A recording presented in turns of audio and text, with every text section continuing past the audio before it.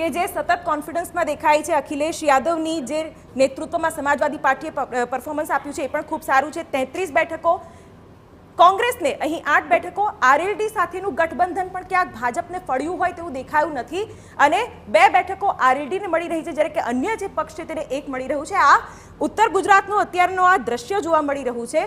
પણ અજયભાઈ, ઉત્તર પ્રદેશમાં ખાસ તો ઉત્તર પ્રદેશની જો વાત કરવામાં આવે તો જે રીતે ભાજપે ધારણા કરી હતી એવું પરિણામ નથી મળ્યું। મોદી યોગીની સરકારની વાત કરવામાં આવી, ડબલ એન્જિન સરકારની વાત કરવામાં આવી, માફિયાઓના વિનાશની વાત કરવામાં આવી, પણ ક્યાંય આ મુદ્દાઓ પણ પ્રભાવી દેખાયા નથી। ઉત્તર પ્રદેશમાં સાયકલે બુલડોઝરને એવી જોરદાર ટક્કર મારી, સમાજવાદી પાર્ટીની સાયકલે બુલડોઝરને એટલી મોટી ટક્કર મારી કે ભાજપનો જે દિલ્હી જવાનો રોડ જે છે ને એ થોડો રોડ મેપ થઈ ગયો, ડિસ્ટર્બ થઈ ગયો। અને હું તમને કહું કે તમે ડબલ એન્જિનની વાત કરો છો, પણ ડબલ એન્જિનમાંથી એક એન્જિનને બદલવાની વાત ચાલતી હતી। એટલે યોગી આદિત્યનાથને રિપ્લેસ કરવાની વાત જે પહેલા હવાઈ જ હતી એને તૂલ આપ્યું કેજરીવાલે, અને કેજરીવાલે એવું કીધું કે આ લોકો એમ કે યોગી આદિત્યનાથને બદલી કાઢશે। અને બીજું એને બહુ સ્માર્ટલી બેધારી તલવાર શું ચલાવી કે વડાપ્રધાન નરેન્દ્ર મોદી 75મા વર્ષે રિટાયર થઈ જશે, એટલે કે અમિતભાઈ માટે મોદી સાહેબ વોટ માંગી રહ્યા છે। એટલે તરત એ વાતનો જવાબ અમિતભાઈ આપ્યો કે ના મોદી સાહેબ જ વડાપ્રધાન રહેવાના છે। જેપી નડ્ડાએ પણ કીધું, પણ કોઈએ એવી સ્પષ્ટતા ના કરી કે ના યોગી જ મુખ્યમંત્રી પદે રહેશે, યોગીને બદલવામાં નહીં આવે। એના કેજરીવાલે અને અખિલેશે સતત ચૂટકી ભરી કે ભાઈ તમે કેમ સ્પષ્ટતા નથી કરતા કે યોગીને નહીં બદલો। આ મુદ્દો જે છે એ નડ્યો। અને બીજું તમને કહું કે રામ મંદિરની લહેર પર જે આ લોકો મુસ્તાક હતા એ રામ મંદિરની લહેર ચાલી નહીં। મુસ્લિમો, દલિતો, અતિ દલિત, પિછડા, અતિ પિછડા, નિષાદ સમાજ આ બધા ભાજપ તરફથી વિમુખ થઈ અને કોંગ્રેસ અને સમાજવાદી પાર્ટી તરફ ગયા અને માયાવતીનો વોટ પણ એમને મળ્યો। બિલકુલ, સમાજવાદી પાર્ટીમાં પણ ખાસ મને અખિલેશનું ફેક્ટર ક્લિયર કટ દેખાય છે। સમાજવાદી પાર્ટીનું ચિત્ર છે જે દર્શકો પણ જોઈ રહ્યા છે કે અહીં જે લાલ રંગથી દેખાઈ રહ્યું છે ત્યાં સમાજવાદી પાર્ટીનું જે પ્રદર્શન છે દેખાઈ રહ્યું છે। ખાસ કરીને અખિલેશ યાદવ જે પોતાની સ્ટ્રેટેજીથી લડ્યા, કોંગ્રેસને સીટ શેરિંગથી લઈને એ તમામ જગ્યાએ સમાજવાદી પાર્ટીએ ક્યાંક ડોમિનન્સ બતાવ્યું, પણ ક્યાંક આ વસ્તુ ફળી પણ રહી છે। શિવાની, ગઈ વખતે કોંગ્રેસને માત્ર 1 બેઠક સમખાવા પૂરતી મળી હતી અને એ પણ રાયબરેલીની। આ વખતે કોંગ્રેસ 8 થી 9 બેઠકો પર આગળ છે।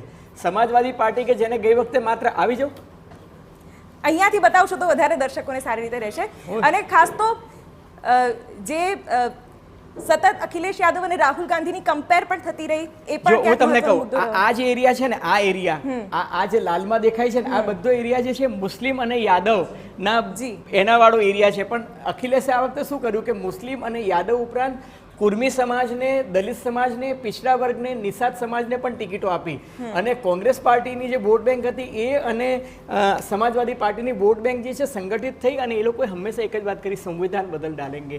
સંવિધાન બદલ ડાલેંગેનો મિનિંગ એ હતો કે દલિતોને, અતિ દલિતોને અને ઓબીસી, તમને યાદ હોય તો બધા એવી મજાક ઉડાવતા હતા કે રાહુલજી છે જ્ઞાતિ આધારિત વસ્તી ગણતરીની વાત કરે છે, પણ એને જે કહ્યું ને જ્ઞાતિ આધારિત વસ્તી ગણતરી કરીને યુવાનોને નોકરી આપવાની વાત, અગ્નિવીરની વાત, પેપર લીકેજની વાત, આ બધી વાત જે છે એ બહુ જ વિમુખ થઈ ગઈ મતદાતાઓથી। અને એનો ફાયદો તમે જુઓ કે સમાજવાદી પાર્ટી જેને માત્ર 5 બેઠક મળી હતી એ અત્યારે 35 બેઠક પર આગળ છે, અને કોંગ્રેસને 1 બેઠક મળી હતી એ કોંગ્રેસ અત્યારે 8 થી 9 બેઠક પર આગળ છે। સ્મૃતિ ઈરાની અમેઠીથી હારી રહી હોય, કારણ કે 50 થી 55 હજારની લીડ અત્યારે કિશોરીલાલ શર્માની દેખાઈ રહી છે। અને શોકિંગ વાત, રામ મંદિરનો કોઈ પ્રભાવ નથી મળ્યો, કારણ કે લોકોએ આસ્થાનો મુદ્દો અલગ રાખ્યો છે। રામ મંદિરની વાત કરો છો, ફૈજાબાદ અયોધ્યાથી તો લલ્લુસિંહ પાછળ છે, ત્યાં આગળ સમાજવાદી પાર્ટીના ઉમેદવાર છે।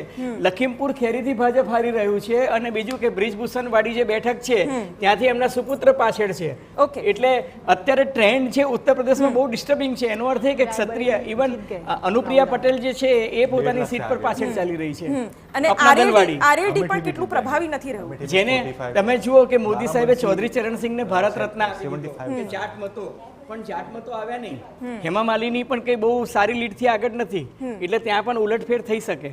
બિલકુલ, એટલે આ છે ઉત્તર પ્રદેશનું દ્રશ્ય કે જ્યાં અત્યારે એટલું, અજયભાઈ પ્લીઝ તમે તમારી સીટ લઈ શકો છો। એટલે ક્યાંક ઉત્તર પ્રદેશમાં પણ એવા આંકડા નથી મળી રહ્યા કે જે ધારણા પ્રમાણે ભાજપને મળતા હોય। ત્યારે ખાસ તો શ્રદ્ધાબેન, આપની પાસેથી જાણવા માંગીશું, કારણ કે ઉત્તર પ્રદેશ કે જ્યાં તો યોગી મોદીની લહેરની ચર્ચા હોય ત્યાં આવું પ્રદર્શન કેમ?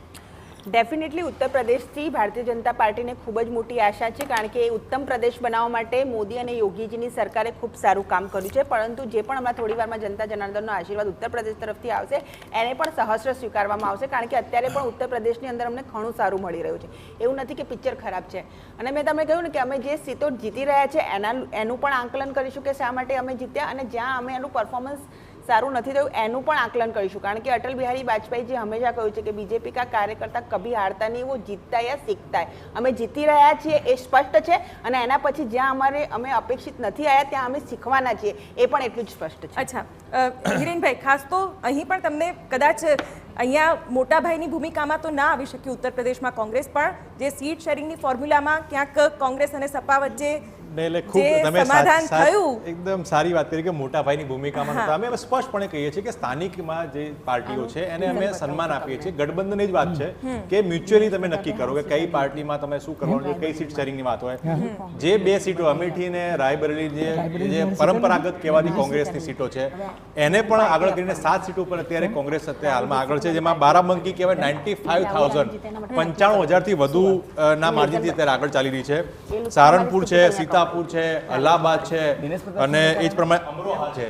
આ બધી સીટો જે છે ત્યાં અમારું ઇન્ડિયા ગઠબંધન સાથે મળીને વોટ ડિવાઈડ ન થાય એ વાત કરીને અમે જ્યારે લડ્યા ત્યારે અત્યારે હાલમાં તમામ સીટો ઉપર અત્યારે 40,000 થી લીડ છે અત્યારે ચાલી રહ્યા છે 70 સીટો ઉપર.